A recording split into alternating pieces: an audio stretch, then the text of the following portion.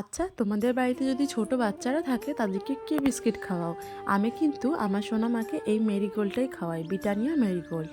তো এইটাই আনা হয়েছে আমার সোনামায়ের জন্য। তো এখন আমি এগুলো বক্সে রেখে দেবো, মানে ছোট ছোট টিফিন বক্স আছে ওগুলোতে রেখে দেবো। আর হ্যাঁ, আমরা বড়রাও কিন্তু এই বিস্কিটটা খেতে প্রচুর ভালোবাসি। আমরা বড়রাও এই বিস্কিট চা দিয়ে খাই।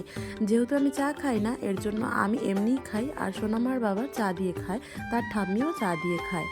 যেহেতু এখন মা হয়ে গেছি, সেহেতু এখন মাথায় যে কত বড় বোঝা সেটা আর বলার মতন না। মেয়েকে কি খাওয়াবো, মেয়েটা কোন সময় কি খাবে, কোন সময় তাকে কি করাবো, একেবারে খুবই ব্যস্ততার মধ্যে থাকি সারাদিন। আসলে এই ব্যস্ততা আমার একটু ভালোই লাগে, কারণ ব্যস্ততার মধ্যে থাকতে গেলে কোনো বাজে চিন্তাভাবনা মাথায় আসে না। যাই হোক, টিফিন বক্সে ভরা কমপ্লিট। এখন আমার একটা ছোট্ট বালতি আছে, সেই বালতির মধ্যে আমি বাকি বিস্কিটগুলো রেখে দিচ্ছি। এখন যেহেতু বাজার করে আসলো, সেহেতু এখন আমার অনেক কাজ, রান্না বান্নার কাজও রয়েছে।